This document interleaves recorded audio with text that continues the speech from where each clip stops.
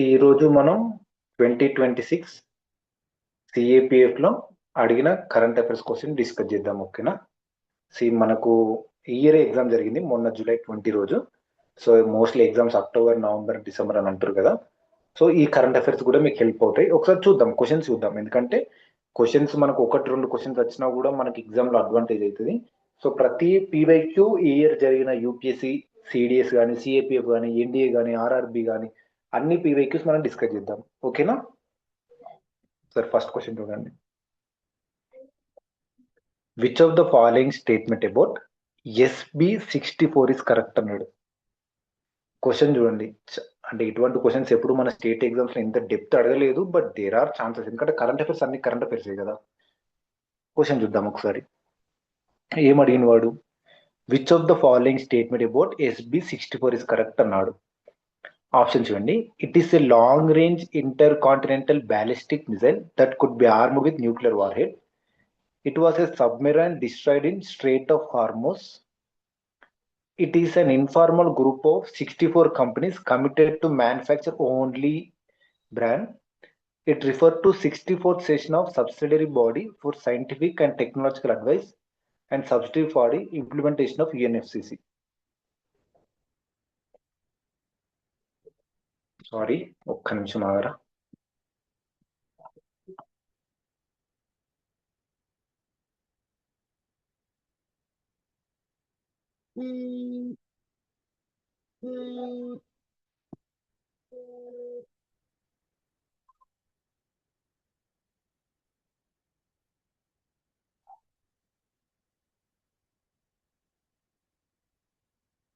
Sorry, ఏమనుకోకండి.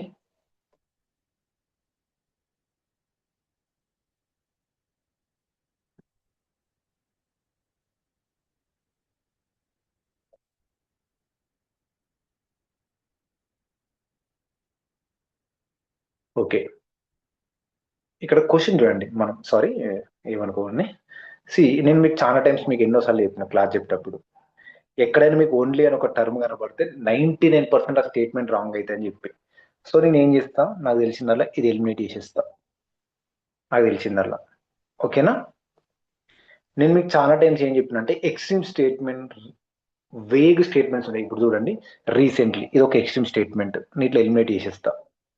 ఇంకా నాకు అది ఏం తెలీదు సార్, నాకు అసలు ఈ క్వశ్చన్ గురించి నాకు ఏం తెలీదు, అయినా నేను ఆన్సర్ చేసేటప్పుడు ఏం చేస్తాను సార్, నాకున్న లాజికల్ రీజనింగ్ ప్రకారం క్వశ్చన్లు ఏం అడిగిండు? Which of the following statement about SB64 అన్నాడు. ఎస్బి ఇక్కడ చూడండి, ఎస్బి సబ్సిడరీ బాడీ.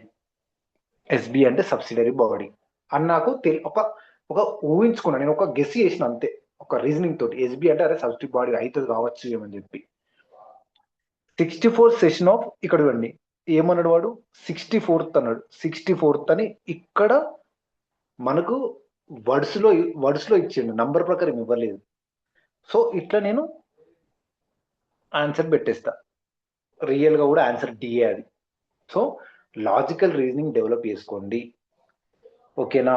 SB64 అనేది subsidiary body of UNFCCC, United nation framework convention on climate change. ఇది ఎప్పుడు జరిగింది అంటే మీకు ఏమైనా ఐడియా ఉందని ఇప్పుడు న్యూస్ లో చూసుంటే 18th June 2026. రీసెంట్ ఎగ్జామ్ జరిగింది ఎప్పుడు తెలుసా? ఇది July 20. చూడండి, 18th June కి 20th July కి డిఫరెన్స్ 1 month గ్యాప్ దాకా క్వశ్చన్ అడిగిండు. ఓకేనా? అంటే దేనికోసం జరిగిందంటే క్లైమేట్ ఫైనాన్స్ గురించి, క్లైమేట్ ఫినాన్స్ గురించి, గవర్నెన్స్ గురించి. అట్లా ఎక్కడ జరిగిందని అంటే జర్మనీలో జరిగింది. ఓకేనా? ఇది సరిపోద్ది. ఓకేనా? అందుకే కరెంట్ అఫైర్స్ ని అసలు నెగ్లెక్ట్ చేయకూడదు. ఓకేనా? సెకండ్ క్వశ్చన్ చూడండి. Which of the following statements are correct? మళ్ళీ as per renewable energy statistic 2026, India ranks 3rd globally అన్నాడు. అక్కడ India ranks 4th globally in terms of global instant wind turbine capacity అన్నాడు. Statement based questions, ఇలాంటి questions అంత easy కాదు చేయడం. First ఈ renewable energy statistics ఎవరు రిలీజ్ చేస్తారంటే, ఇది ఇంపార్టెంట్. రెన్యూబుల్ ఎనర్జీ స్టాటిస్టిక్స్ ఎవరు రిలీజ్ చేస్తారంటే ఇంటర్నేషనల్ రెన్యూబుల్ ఎనర్జీ ఏజెన్సీ వాళ్ళు రిలీజ్ చేస్తారు, గుర్తుపెట్టుకోండి. రెన్యూబుల్ ఎనర్జీ స్టాటిస్టిక్ 2026 అనేది it will be released by international renewable energy agency. ఓకేనా? ఇప్పుడు ఇవి కరెక్టా కాదా? మీరు ministry of new and renewable energy వెబ్సైట్కి వెళ్ళి చూస్తే ఈ రెండు స్టేట్మెంట్లు కరెక్టే ఉంటాయి. కావాలంటే మీరు చూడాలంటే చూడండి ఒకసారి, మీకు అంటే లైక్ మీకు ఇంకా చూడాలని అనిపిస్తే. అంటే రెన్యూబుల్ ఎనర్జీ కెపాసిటీ ప్రజెంట్ ఎంత ఉందంటే 274.68 జిగావాట్ అనుకుంటా. 274.68 జిగావాట్ ఉంటుంది. ఓకేనా? Next third question. C important personalities, important question చూడండి. రఘురాయ్ హూ పాస్డ్ అవే రీసెంట్లీ. ఎవరైనా రఘురాయ్? స్పోర్ట్స్ పర్సన్ అయితే కాదు, థియేటర్ అయితే కాదు. ఇక ఎడ్యుకేషనిస్ట్, ఎమినెంట్ ఫోటోగ్రాఫరా? ఆన్సర్ వచ్చేసి ఎమినెంట్ ఫోటోగ్రాఫర్. ఆన్సర్ వచ్చేసి ఎమినెంట్ ఫోటోగ్రాఫర్. మీకు భోపాల్ కేస్ ట్రాజడీ ఐడియా ఉందనుకుంటా కదా. మదర్ తెరిసా, ఇందిరాగాంధీ, ఆయనకు పద్మశ్రీ కూడా ఇచ్చారు. ఓకేనా? అంటే ఫోటోగ్రఫీ మీరు భోపాల్కి ఒకసారి గూగుల్లోకి వెళ్ళి చూడండి, మీకు ఉంటే అందులో. Is an eminent photographer. Next కొంచెం ఇవి చాలా డిఫికల్ట్గా ఉంటాయి యూపీఎస్సీ అంటే లైక్ సెంట్రల్ ఎగ్జామ్స్, బట్ ఈ స్టేట్లు ఇంత అవుతుందని తెలియదు, కానీ ఎందుకైనా మంచిది నేర్చుకోవాలి. ఇప్పుడు చూడండి, ఈ స్ట్రేట్ ఆఫ్ హార్మోజ్ ఆప్షన్ ఇక్కడే గుర్తుపెట్టుకోండి. ఇక్కడ ఇది ఇట్లా ఉండండి, ఇది ఇట్లే ఉండనియండి, నేను తర్వాత డిస్కస్ చేస్తాను. Fourth question. Which of the following statements about chikki script is correct? ఓయ్ చిక్కీ స్క్రిప్ట్ అంటే ట్రైబల్ హెరిటేజ్ సంబంధించింది. The government of India recently celebrated 200 years. ఇక్కడ మళ్ళీ చూడండి, నేను మీకు చాలా టైమ్స్ చెప్పిన, ఎక్కడైనా మీకు డాటా మెన్షన్ చేసి ఇయర్ మెన్షన్ చేస్తున్నంటే కొంచెం ఆలోచించాలి. 200 years అన్నాడు అక్కడ. 200 years డాటా ఇచ్చినంటే నేను అజంప్షన్ లో రాంగ్ అని ఫిక్స్ అయిపోతా. This script has been used for Santali language అన్నాడు. సంతాలీ లాంగ్వేజ్ అన్నాడు. Option 2 is the answer. కొంచెం డిఫికల్ట్ క్వశ్చన్, అంత ఈజీ అయితే కాదు. ఇక్కడ స్టాటిక్ కాంపోనెంట్ లో ఇది 8th షెడ్యూల్లో ఉందా లేదా? మీ హోంవర్క్ ఇది. ఇండియన్ పాలిటీలో సంతాలీ లాంగ్వేజ్ అనేది 8th షెడ్యూల్లో ఉందా లేదా? ఉంటే ఏ అమెండ్మెంట్ ద్వారా ఇంట్రడ్యూస్ చేశారు, ఏ అమెండ్మెంట్ ద్వారా సంతాలను ఇంట్రడ్యూస్ చేశారు తెలుసుకోండి ఒకసారి. హోంవర్క్ ఏంటి అది, మిస్ చేయకండి. Next, which of the following statements about black swan summit India 2026 is correct? It was organised by government of Odisha and the government of Andhra Pradesh for jointly promoting two states as AI and FinTech. It was organized under Bharat Netra initiative. Actually ఈ summit వచ్చేసి భువనేశ్వర్ లో జరిగింది, ఒడిషా, కరెక్టే అదైతే. కానీ ఆంధ్రప్రదేశ్లో అయితే కాదు, only government of Odisha. AP అయితే కాదు. మళ్ళీ ఈ భారత్ నేత ఇనిషియేటివ్ ఏందో తెలుసుకోండి ఒకసారి. ఓకేనా? దీనికి ద్రౌపది ముర్ము గెస్ట్కి వెళ్ళింది అనుకుంటా, నాకు తెలిసి, అంటే నాకు గుర్తున్న కరెంట్ అఫైర్స్ ప్రకారం. ఆంధ్రప్రదేశ్ అయితే అసలు ఆంధ్రప్రదేశ్ ఒక రోల్ అయితే ఏం లేదు. ఓకేనా? నెక్స్ట్ క్వశ్చన్ అబ్జర్వ్ చేయండి కొద్దిగా స్టేట్మెంట్స్ ని. Which of the following are correct? 6th question. ఇది చాలా ఎగ్జామ్స్ ఉంటుంది, మీరు కావాలంటే ఎవరైనా పీవైక్యూ చేసిన ఉంటే వాళ్ళకి తెలుసు. ఇది ఎన్నిసార్లు క్వశ్చన్ అడిగిండు, మ్యాచింగ్ అడిగిండు, వన్ స్టేట్మెంట్ బేస్డ్ క్వశ్చన్స్ అండి. కుందనకులం న్యూక్లియర్ పవర్ ప్లాంట్ మీద క్వశ్చన్స్ ఎన్నో సార్లు ఉన్నాయి, కావాలంటే మీరు వెళ్ళి చూసుకోవచ్చు. Set up in India in cooperation with Russian federation, కరెక్టే. ఆప్షన్ 1 కరెక్టే. 5 and 6 are being set up with USA అయితే కాదు, అది కూడా రష్యానే, నాట్ ది యుఎస్ఏ. ఇది కూడా రష్యానే. ఇది ఎక్కడుందో లొకేషన్ తెలుసు కదా, తమిళనాడులో ఉంది. మళ్ళీ గుర్తుపెట్టుకుని క్వశ్చన్ మళ్ళీ అడిగే ఛాన్సెస్ ఉన్నాయి. తమిళనాడులో ఉంది. ఇది largest nuclear facility. Nuclear facility. ఓకేనా?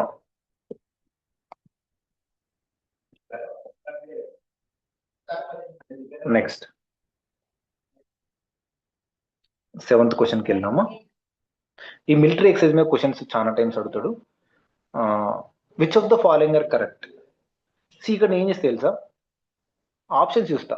Cyclone 4 was a joint India and Israel, ఇది తప్పు, ఇది ఈజిప్ట్ ఆన్సర్. ఆల్రెడీ ఒకసారి క్వశ్చన్ అడిగింది గ్రూప్ 1 లో, అందుకే ఈజీ ఎలిమినేట్ చేయగలను. సో నేను 3 తీసేస్తున్నా, 3 తీసేస్తున్నా, కానీ ఆన్సర్ అయిపోయింది. Answer 1 only. సింపుల్. అందుకే మనకు ఆప్షన్ ఎలిమినేషన్ రావాలని ఎందుకంట అంటే ఇందుకే అంటే నేను, ఇది ఇండియా అండ్ ఈజిప్ట్. అది ఎప్పుడు జరిగిందని కూడా చెప్తాను నేను మీకు. ఏప్రిల్లో జరిగింది, ఏప్రిల్ 2026 లో. ఏప్రిల్ 2026 లో.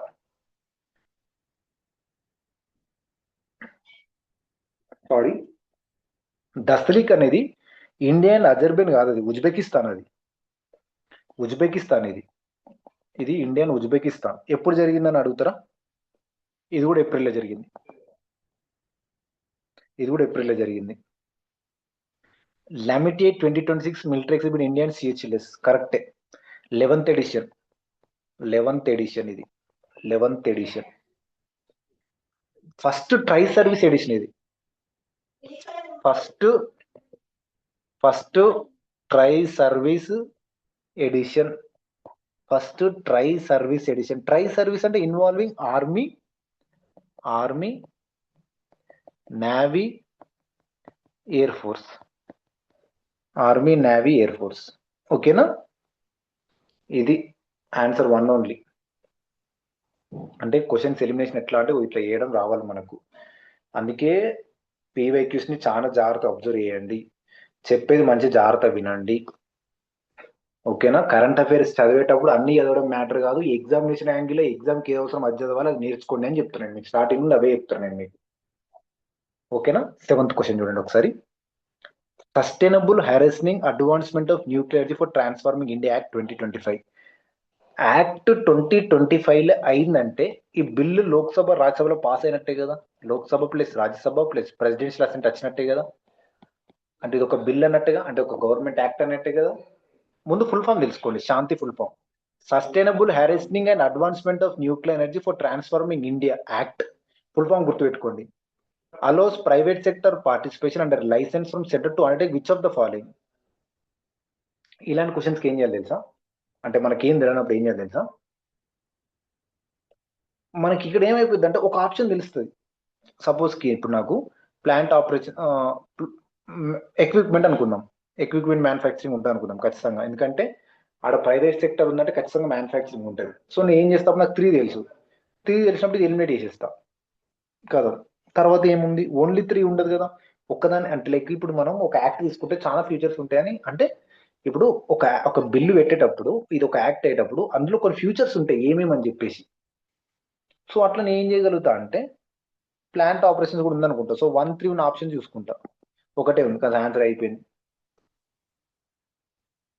సో అట్లా కొంచెం అంటే ఇలాంటి వాటికి ఏంటంటే అంత హై లెవెల్ క్వశ్చన్స్ అయినప్పుడు కొంచెం చూడొచ్చు, లైక్ డెప్త్ దాన్ని బట్టి ఇక గెస్సింగ్. మీకు అన్ని గుర్తుపెట్టుకోవడం కష్టం ఎగ్జామ్ హాల్లో. ఇక ఎప్పుడైనా మీకు ఇలాంటి కాన్ఫ్లిక్ట్స్ వచ్చినప్పుడు ఇక డైరెక్ట్ 1 to 3కి వెళ్ళిపోవడం బెటర్. ఇక అన్ని వేళల్లో అది వర్కౌట్ కాదు, మళ్ళీ కొంచెం క్వశ్చన్ బట్టి చూడాలి. క్వశ్చన్ బట్టి ఇప్పుడు అండి, consider the following statement with reference to promotion and regulation of gaming act 2025. సి ఈ గేమింగ్ యాక్ట్స్ అనేది బెట్టింగ్ అనేది స్టేట్ లిస్టా కంకరెంట్ లిస్టా అనేది చూడండి ఒకసారి. ఇక్కడ ఇవ్వండి. Central government shall take necessary step to reorganize and register esports with agency authority case may become competitive sports in India. The central government shall facilitate the development and availability of online social for recreational and educational purpose. This act prohibits online money gaming service. 3 కరెక్టే, 2 కరెక్టే. So 3, 2 options చూడండి. ఒకటే ఉంది కదా, అయిపోయింది answer. So question అట్లా జాగ్రత్త, కొంచెం మనం చేసేటప్పుడు జాగ్రత్త చేయడం రావాలి. ఓకేనా? నెక్స్ట్ ఇంకా ఒక 2, 3, 4 క్వశ్చన్స్ ఉన్నాయి, మీకు చూపిస్తాను నేను. కరెంట్ అఫైర్స్ లో ఉన్న క్వశ్చన్సే, కరెంట్ అఫైర్స్ న్యూస్ లో ఉన్నదే మీకు చూపిస్తా ఒకసారి.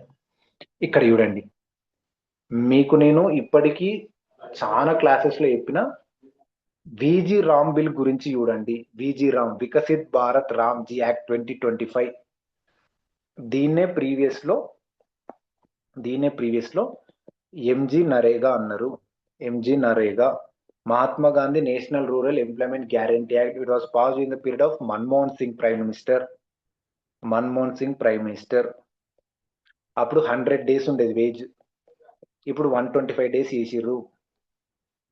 దాన్నే ఇప్పుడు వికసిత్ భారత్ విజి రామ్ యాక్ట్ అని బిల్లు పాస్ అంటే యాక్ట్ అయింది 2025 ప్రెసిడెంట్ అసెంబ్లీ కూడా వచ్చింది. ఓకేనా. నెక్స్ట్ ఇక్కడ చూడండి, ఆప్షన్ చూడండి. It links wage employment with durable rural infrastructure 4 priority. ఏ 4 ప్రయారిటీని చూద్దాం. All assets created are aggregated into Viksit Bharat national infrastructure stack. రెండు కరెక్టే అనుకుంటున్నా మోస్ట్లీ, నేను న్యూస్ లో అంటే నాకు గుర్తున్నంత వరకు మోస్ట్లీ రెండు కరెక్టే. నాకు తెలిసి అయితే రెండు కరెక్టే ఉంటాయి. 4 ప్రయారిటీస్ ఏంటో చూద్దాం ఒకసారి, ఎందుకంటే తెలియాలి ఖచ్చితంగా. అక్కడ చూడండి, 4 ప్రయారిటీస్ వచ్చేసి water security, core infrastructure, related infrastructure, resilience, digital into Viksit Bharat infrastructure stack. Okay, so మనకు ఇది వికసిత్ రామ్ బిల్ గురించి చూద్దాం, కొద్దిగా కంటెంట్ చూద్దాం, ఎగ్జామ్కి ఏమైనా యూజ్ అవ్వచ్చు కదా. అక్కడ చూడండి, 125 days for rural house hold. గుర్తుపెట్టుకోండి, 125 days, 100 days ఉంటే ఇప్పుడు 140, 125 అయింది. ప్రయారిటీ ఏరియాస్ 4 చూడండి, 4 ప్రయారిటీ ఏరియాస్ ఇంతకుముందు మనం డిస్కస్ చేసినాయి. స్ట్రెంథెన్స్ planning through Viksit Gram panchayat plan, integrated through Viksit Bharat rural infrastructure. ఓకేనా. Centre state partnership. ఇప్పుడు ఇక్కడ చూడండి, 125 days, water security, infrastructure, resilience, centrally sponsored structure, national integration, support to agriculture, pause in work for 60 days during peak sowing and harvesting season. ఓకేనా. ఇంకేమైనా చూస్తారా. MG NREGA, so ఇట్లా key features, strengthens employment, rural asset creation. ఓకేనా. So ఇట్లా question రేపు వస్తే మళ్ళీ ఇంట్లోకి వెళ్ళి రావచ్చు. నేను ముందే చెప్తున్నా, స్టేట్ కాస్టింగ్ షేర్ ఇవ్వండి 60:40 నవ్వు. ఇప్పుడు 60:40 చేసారు. మొన్న సెంట్రల్ గవర్నమెంట్ ఉండే, ఇప్పుడు 60:40 అయింది. ఓకేనా. ఇంకా కరెంట్ అఫైర్స్ కొన్ని ఒక 3-4 ఒక 2 క్వశ్చన్స్ ఉన్నాయి అనుకుంటా. ఆ 2 క్వశ్చన్స్ కూడా చూస్తే మీకు ఈ కరెంట్ అఫైర్స్ అయిపోతుంది. ఇక్కడ చూడండి, ఇంతకుముందు మీరు స్ట్రేట్ ఆఫ్ హార్మోస్ ఇక్కడ క్వశ్చన్ చూసినట్టు అనిపించిందా మీకు? సారీ ఒకసారి ఇంతకుముందు అండి 71st పోయినండి. స్ట్రేట్ ఆఫ్ హార్మోస్ మీకు ఊహించిన కదా, ఫస్ట్ క్వశ్చన్ ఏముంది, స్ట్రేట్ ఆఫ్ హార్మోస్ కనెక్ట్స్. ఇది న్యూస్ లో ఉంది, అందుకే క్వశ్చన్ అడిగిండు. ఇజ్రాయెల్ కూడా న్యూస్ లో ఉంది కదా, Israel plus USA plus Iran. ఈ న్యూస్ లో ఉందంటేనే క్వశ్చన్స్ వస్తాయి, లేకపోతే రావు. Strait of Hormuz connects Red Sea and Mediterranean, Gulf of Aden and Red Sea, Persian Gulf and Gulf of Oman, Black Sea and Mediterranean Sea. Answer వచ్చేసి Persian Gulf and Gulf of Oman. కావాలంటే మీకు మళ్ళీ చేస్తే ఇక్కడ కొంచెం important topic కాబట్టి చూడాల్సిందే ఖచ్చితంగా.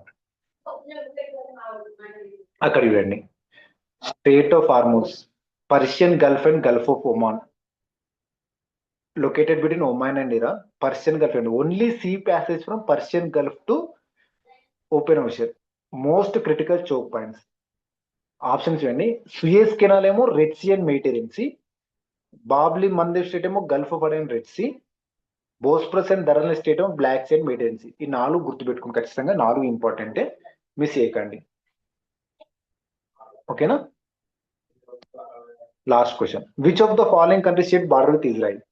Egypt, Jordan, Syria, Lebanon. 4